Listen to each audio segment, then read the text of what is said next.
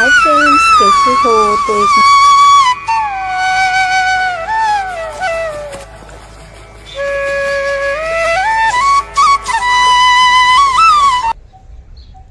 तर हे बघा मित्रांनो, कालचा जो टाकलेला किस आहेत ना, तर तो रात्री तुम्हाला सांगितलं की ओला होता आणि तसाच मग कार्यक्रमाला गेलो दिवट्यांच्या. तर तसाच तो किस आहेत ना उचलून घरात ठेवला. बरं तरी किस उचलून घरात ठेवला, कारण की रात्री एक 8 वाजता, रात्रीच्या 8 वाजता काल इतका पाऊस झाला आमच्या इकडे, गारा पाऊस, असं वाटत होतं की पावसाळा चालू झाला. इतका पाऊस जोरात झाला, खूप जोरात पाऊस झाला आमच्या नाशिकमध्ये. आणि मग काल बरं तर तो किस आतमध्ये काढून ठेवला होता म्हणून काही झालं नाही. आणि आज सकाळी कडक ऊन पडल्यामुळे मी लगेच तो सकाळी सकाळी वाळू घातला.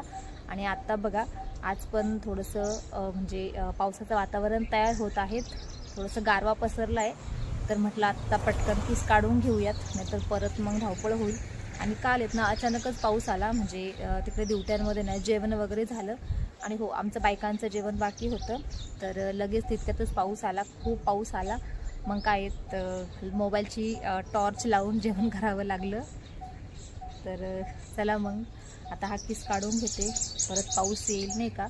आणि पावसाचं काय येत ना, पावसाळा नाही आहे, पावसाळा का उन्हाळा आहे हेच कळत नाही. सकाळपासून ना मस्त जास्त ऊन पडलं होतं म्हणून वाळला आहे हे बघा. आता तो काढून घेते, पण मग चिपकून बसला आहे साडीवरच टाकला होता ना, तर साडीला चिपकून बसला आहे, पण मग मस्तपैकी सुकला आहेत. बाजावर नको बस तू, बाज खाली पडेल, मी पण पडून जाईल. आणि लाईट नव्हती, प्लस म्हणजे काल संध्याकाळी, काल रात्री 9 वाजता लाईट गेलेली, तर आज 1:30 वाजता लाईट आली. आज रात्रभर पण लाईट नव्हती. भरून घेते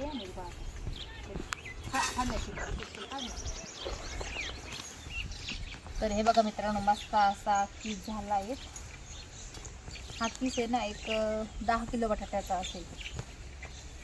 10 मत थोडेसे काही खराब निघाले, फेकून दिले ते. 8-9 किलोचे बटाटे असेल. हा काय एवढा आवाज देऊ राहिला? काव्या करणं तिकडनं गोळा. घास कापायचा आहे आपल्याला, टाईम झाला आहे. घास कापून ठेवू, परत पाऊस येईल नाही का, पाऊस येईल ना. आणि हे बघा किती मस्त किस बनलाय ना, एकच नंबर, मस्त पिवळा पिवळा. आणि आता हा सर्व इथे भरून घेते मी याच्यामध्ये. साडीवरच टाकला होता, काल खूपच ओला होता, काल नाही वाळला, पण आज कडक उन्हाने मस्त सुकलाय बघा.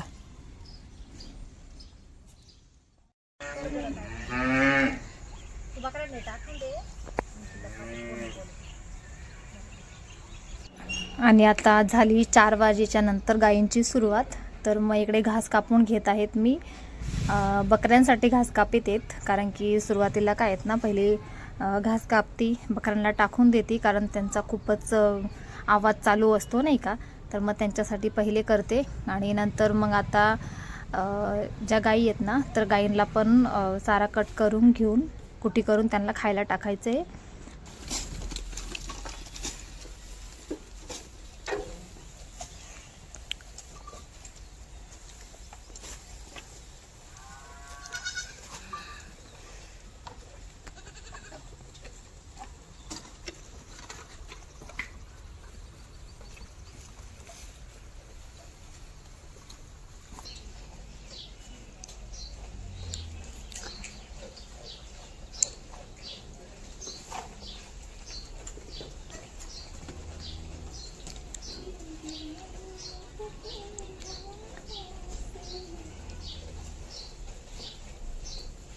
मस्त दूध पिता है ना. लाईट कशी चालली गोठ्याची ते बघ, सकाळी लाईट नव्हती, असं परत चालू राहिलं, कुठे चालू राहिलं, बंद करायला लागलं. चल कुठे करायला जावा तुझा.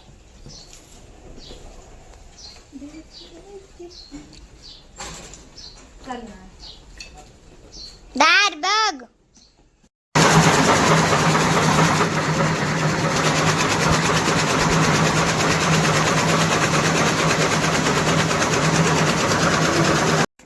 आणि हे बघा, आता इकडे सर्व जी कुटी आहेत ना, कुटी करून घेते, कारण सारा कट करून पण झाला होता. तर तो व्हिडिओ काढायचा विसरली मी चारा कटिंगचा. तर आता चारा कट केला, त्याच्यानंतर कुटी पण झाली माझी करून इकडे. आणि कुटी केल्याच्या नंतर लगेचच इकडे गाईंना खायला टाकून घेतलं. आणि गाईंना बघा ना थोडासा सुद्धा वेट होत नाही, तर लगेच एकामेकीच्या इकडे खायला जातात. तर पटकन सर्व गाईंना खायला टाकलं. तर हे बघा आता मस्तपैकी गाई खात आहेत. तर असे जे टप आहेत ना, एका गाईला मी 3-3 टप असं टाकते, म्हणजे मस्त पोट भरून खातात. आणि दुसरं म्हणजे थोडंसं तुम्हाला माझ्या गाईंमध्ये थोडासा इश्यू वाटत असेल त्यांच्या तब्येती थोडंसं, तर काय असतं गाईंचं काय असतं, तब्येत मेंटेनन्स का राहत नाही, कारण की रोज त्यांना दूध द्यावं लागतं नाही का. आणि ठीक आहे, चला आता माझ्या गाईंची थोडी इतक्यात तुम्हाला माहिती देते मी. तर हे बघा मित्रांनो, ही आहेत माझी नंदिनी, त्याच्यानंतर ही आहेत लक्ष्मी, त्याच्यानंतर ही आहे पुढे ती आहे सॉरी लक्ष्मी, ही आहे त्रिशा. त्रिशा नाही सॉरी प्रिशा, कारण प्रिशाला मी दिलं. ठीक आहे, ही प्रिशा आहे. त्याच्यानंतर हे बघा इथे ही आहेत माझी गौरी आणि ही आहेत मीनल. तर अशा माझ्याकडे गाई आहेत. होत्या अजून त्रिशा होती, कोमल होती, जास्मिन होती, मिनाज होती, खूप साऱ्या म्हणजे माझ्याकडं गाई होत्या. पण मग काही कारणास्तव थोड्याशा चाऱ्याच्या प्रॉब्लेममुळं त्यांना मग मी देऊन टाकलं. तर अशा पद्धतीनं माझ्याकडे आता इतक्या गाई आहेत आणि प्लस बकऱ्या पण आहे, तुम्ही बघितलं असेल. तर इतकं गरम होतंय. चला तुमच्याशी बाहेर जाऊन बोलते मी. या हे बघा, ही आहेत माझी राधा. तर अशा पद्धतीनं सगळ्या गाई आहेत माझ्याकडे. हिला बाहेर बांधलेलं आहेत. हे बघा, ही छोटी आहे, हिला बाहेर बांधलं, बाहेर मोकळं वाटतं म्हणून. मध्ये नाही बांधत, कारण की मध्ये ना तिला खूप असं गोचिड होता, म्हणून हिला बाहेरच बांधलेलं. इकडे टाकलं तिला खायला. कापायला लागेल बेटा. काय हा, घास रोटर करायचं आहे नाही का. बरोबर बोलली तू. बघ असं नको ना काटू, उपटून येईल तो बेडी. वेळाने कापायला लागेल. एक काम कर काव्या, त्याला तिला आहे ना राधाला ना थोडंसं मोकळं बांध, मोकळं करून बांधून दे. बस तोडू नको, असं नको काव्या घेऊ. बस नाही बाई काव्या, उपटू राहायला घास नको. आता रोटर करायचं पण थोडा दिवस राहून दे ना. ऐक ना, जाय तो नेऊन टाक, थोडं नेऊन टाक जाय. आणि दुसरं म्हणजे घास येत नाही, इतका खास नाही झालेला, रोटरच करायचा आहे. पण म्हटलं आता इतकी कापणी करून घेऊ आणि मग रोटर करू. तर हे बघा आता ती राधाला गेली घास टाकायला, दे टाकून. आणि हे बघा वालाला फुलं बघा. काय जाऊ दे काही नाही. हे बघा वालाला फुलं बघा, किती फुलं आले. का एक काम कर ना, तो दुसरा फोन माझ्याकडे घेऊन येतो चार्जिंग लावलेला बघ. आणि हे बघ बेटा, कंगी आण कंगी. आणि हे बघा किती फुलं आले ना, किती सारे फुलं आले वालाला, खूप फुल. सकाळीच ना अर्धा टप इतक्या शेंगा तोडून नेला वालाच्या आणि मस्तपैकी सुकी सुकी भाजी बनवली. आज काय भाजी बनवली होती, वड्याची भाजी, थोडीशी अशी रसाळी भातासोबत आणि वालाच्या शेंगा सुक्या. तर असा स्वयंपाक बनवला होता. आणि रात्रीचं तिकडे गेलो होतो ना दिवट्यांसाठी, तर तिकडे पण स्वयंपाक होता. कढी, भात, वांगे बटाट्याची भाजी आणि रवा म्हणजे शिरा. तर त्यातून तिकडनं शिरा घेऊन आलो होतो घरी आम्ही. तर मग तो सकाळी फ्राय करून मस्त सर्वांना गरमागरम खाऊ घातला. खूप छान होता. प्रसाद होता, एक मिनिट, प्रसाद होता. तर प्रसाद फेकून देऊ नये असं बोलतात, तर तिकडनं आणला होता. म्हणजे मी सगळ्यांनी थोडा थोडा घरी घेऊन आलो तो प्रसाद आणि मग सकाळी मस्त फ्राय करून खाल्ला.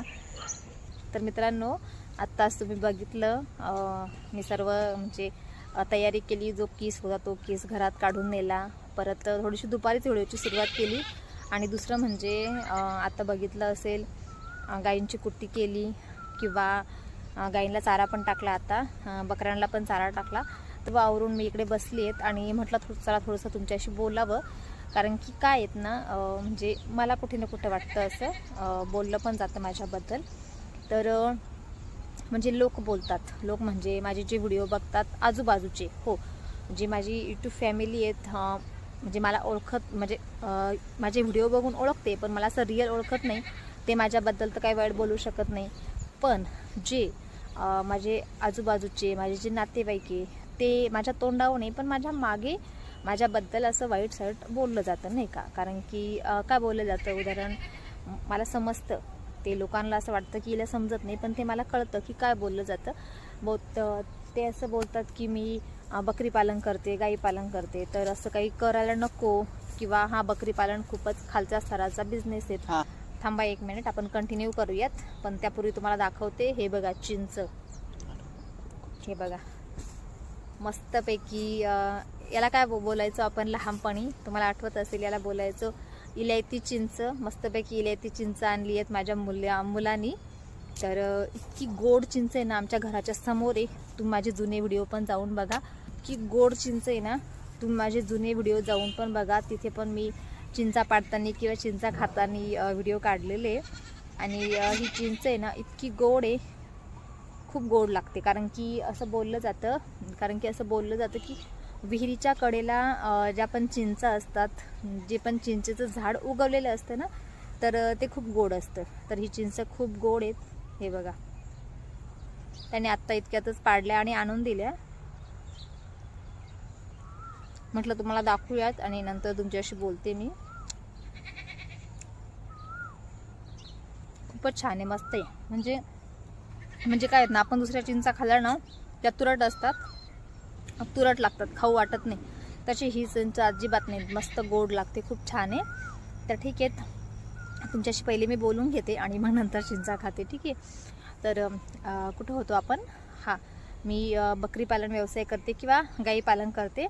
तर भरपूर जण असं बोलत असेल की कशाला करते हे, हा म्हणजे खालच्या लेवलचा बिझनेस आहे, किंवा त्यांच्या मनामध्ये असे दुसरे काही प्रश्न निर्माण होत असेल, मला माहीत नाही आहे. पण त्याचं उत्तर मी देते तुम्हाला सर्वांना, ठीक आहे. तर काय आहेत ना, मी हे जे गाई पालन, बकरी पालन हे जे करते आहेत ना, बकरी पालन व्यवसाय तो काही आजकाल असं बकऱ्या मोकळ्या सोडून चारायला न्यायच्या असं बिलकुल नाही राहिलेलं. कारण की आजकाल आहेत ना आधुनिक पद्धतीनं, किंवा तुम्ही बंदिस्त गोट फार्म देखील करू शकतात, नाही का. तर माझ्याकडे पण तसंच आहे, बंदिस्त गोट फार्म आहेत. पण बंदिस्त फार्ममध्ये त्यांना मोकळं सोडलेले आहेत, म्हणजे मस्त मोकळ्या, त्यांचे पाय पण मोकळे होतात, दिवसभर मोकळ्या असतात, रात्री पण मोकळ्या असतात आणि दिवसभर पण. आणि मस्त हिंडतात, फिरतात, खातात, पाणी पितात, मस्त त्यांची सोय केलेली आहे. तुम्हाला एखाद दिवशी तुम्ही कमेंट करा मला, मी तुम्हाला माझ्या पूर्ण जो फार्म आहेत ना बकरी पालनाचा, तर त्याचं पूर्ण फार्मचं मी तुम्हाला व्यवस्थित दाखवल की तो कसा आहे, मी कशा पद्धतीनं बनवलेला आहे, ठीक आहे. तर त्याचं काही टेन्शन नाही येत.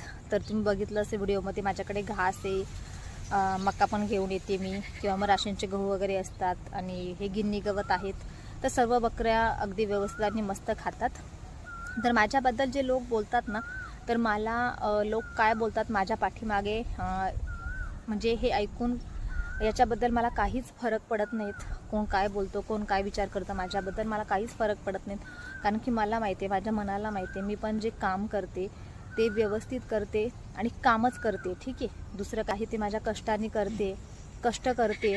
तर कष्ट करायला कधीही कोणाला लाजायचं नाही आहे, किंवा आपल्याला समोरचे काय बोलतील याची भीती बाळगू नयेत, कोणी पण असो. मी का असेल, किंवा दुसऱ्यांना पण सांगते, दुसरं कोणी इच्छुक असेल हे करण्यामध्ये, तर त्यांनी पण कोणाची लाज धरायची नाही आहेत. का नको, आता मी हे करते, मला जग नाव ठेवील, का नाव ठेवील? कारण की आपण स्वतः कष्ट करून खातोय, कष्ट करून कमवतोय त्याच्यामधून, तर कोणाला लाजायची गरजच नाही आहेत. आणि दुसरी गोष्ट, माझ्या मागे कोण काय विचार करते मला काही फरक पडत नाही आहेत. कारण की प्रत्येक जो माणूस आहेत ना, आपल्या आपल्या बुद्धीनं चालत असतो, ऐकतो, खूप लोकांचं ऐकतो, पण जे करायचं ते मनाचंच करतो, नाही का. तर मला कोणाचाही काही फरक पडत नाही, माझ्या मागे कोणी काही बोला, काही विचार करा, मला त्याबद्दल काही फरक पडत नाही. कारण की मला माहिती आहे मी काय करते, कसं करते, ठीक आहे. तर माझं एकदम छान चाललं आहेत. आणि दुसरं म्हणजे, तर तुम्हाला पण, जे कोणी नवीन पण असेल, तर माझे व्हिडिओ बघत असेल, तर तुम्हाला गाई पालन किंवा बकरी पालन कसा बिझनेस करायचा, किंवा त्याला किती खर्च येतो, काय जर माहिती हवी असेल तर कमेंट करा, निश्चितच मी तुम्हाला नक्की सांगेल, ठीक आहे. तर बस इतकंच बोलायचं होतं छोटंसं. कारण की कधी कधी होतं ना असं, बकरी पालन तेव्हा कसं पूर्वीच्या काळी असं सोडून द्यायच्या, दिवसभर त्या बकऱ्याला आपण तेव्हा बोलायचं वळायला जायचं दिवसभर, तसं आत्ता काही नाही आहेत. आता बकरी पालन देखील हा खूप एक स्टँडर्ड लेवलचा बिझनेस आहेत. तर तो करायला काही हरकत नाही आहेत, कोणालाच काही हरकत नाही आहेत, मला तरी असं वाटतं. तर ठीक आहे, इतकंच बोलायचं होतं. आणि आता आपला जो ब्लॉग आहे तो कंटिन्यू करू. पण आता आपण जो ब्लॉग आहे तो कंटिन्यू करू, ठीक आहे. तर आता सर्व झालं आहेत आणि आज आहेत ना थोडीशी हवा सुटली. काल इतका पाऊस झाला, इतका पाऊस की काय सांगू, अक्षरशः म्हणजे इतका पाऊस. आम्ही एक तास पाऊस चालत होता. चांगलं 1 तास मस्त जागेवर बसून होतो. जेवण नाही काही नाही, बाकी सगळे जेवले होते ना, आम्ही बायका जेवायच्या बाकी होतो जावा तर थांबवून घेतलं. आणि नंतर थोडासा पाऊस थांबल्यावर म्हणजे थोडासा रिमझिम चालूच होती, त्याच्यामध्येच मोबाईलचं टॉर्च लावून सगळ्यांनी जेवण केलं. लाईट पण गेलेल्या, म्हणजे सर्व बंद पडलेलं नाही का, लाईट नाही येत, पाऊस खूप जोरात पाऊस. तर थोडंसं मग सर्वांनी मग नंतर जेवण केलं. मग अंधाराचीच मोबाईलची टॉर्च पकडून जे भांडे वगैरे होते ते भांडे वगैरे घासले आणि संध्याकाळी 10:30 पावणे 11 वाजता मग घरी आलो. तर असं कालचं रुटीन. आणि आज पण वाटत होतं की पाऊस येईल, पण मग आज थोडंसं उघडेत, आज थोडी हवा सुटली आहेत, इतकं वाटत नाही आहेत, पण मग त्याचं काही सांगता येत नाही. काल पण असंच वाटत होतं, अगदी 7-7:30 वाजेपर्यंत काहीच कुठे थेंब नव्हता, पावसाचं काही सिम्पटम दिसत नव्हते. फक्त वारं आलं आणि ते वारं खूप पाऊस घेऊन आलं, खूप पाऊस म्हणजे खूप पाऊस झाला. तर ठीक आहेत, कारण की माणसं आजकाल असे वागायला लागलेत. म्हणजे माणसाची वागणी आणि माणसाची कर्म याच्यामुळेच हा निसर्ग पण त्याच्या म्हणजे रुटीनवर नाही चालू राहिला आहे, तो पण थोडा मागे पुढे होतो. म्हणजे उन्हाळ्यात पावसाळा, पावसाळ्यात ऊन, हिवाळ्यात पावसाळा, असे सगळे जे ऋतू आहेत आपले ते सर्व एकत्र झाले आहेत. असे जे ऋतू आहे आपले ते सर्व ऋतू एकत्र झाले आहेत. कारण हे सगळं, या सगळ्या निसर्गाला जिम्मेदार सगळ्यात मोठा व्यक्ती म्हणजे आपण माणूसच आहोत. तर प्लीज तुम्ही सर्व जे आहेत माझे व्हिडिओ बघणार आहेत, तर प्लीज निसर्ग जपा. आपल्या आजूबाजूला जितकी जागा शिल्लक असेल तिथे जास्त प्रमाणात झाडे लावा, नाही का. कारण की हे बघा, मी आता इकडे बाहेर खूप ऊन आहेत, पण इथे झाडांच्या सावलीला मस्त बसली आहेत, एकदम गार वाटत आहेत, मस्त वाटत आहेत. त्याच्यामुळे झाडे लावा, झाडे जगवा. आपण आयुष्यामध्ये एकतरी आयुष्यामध्ये आलो ना, तर एका माणसाने एक जरी झाड लावलं ना, तरी मी सांगते निसर्ग म्हणजे निसर्गामध्ये जी हवा आहे ती शुद्ध राहील आणि माणसाला पण एक चांगल्या प्रकारचं ऑक्सिजन हवेतून भेटेल, नाही का.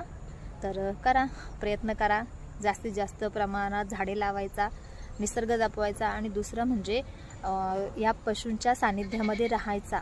तुम्ही जितकी पशूंची सेवा कराल तितकं छान आहे. म्हणजे माझं एक मानणं आहे, आपण बघा पशूंची जर सेवा केली ना आपण, जनावरांची, तर आपल्यामध्ये आजार फार कमी प्रमाणात असतात.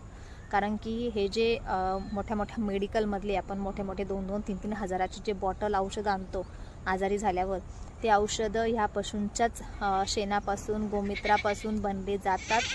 तर आणि दुसरं म्हणजे निसर्गामधल्या या छोट्या छोट्या पाल्यापाचोळ्यामधून ते औषधं बनतात. तर निसर्ग जपा आणि मुक्या प्राण्यांची सेवा करा, मला हे सर्वांना सांगायचं आहे. तर ठीक आहे, चला मग आता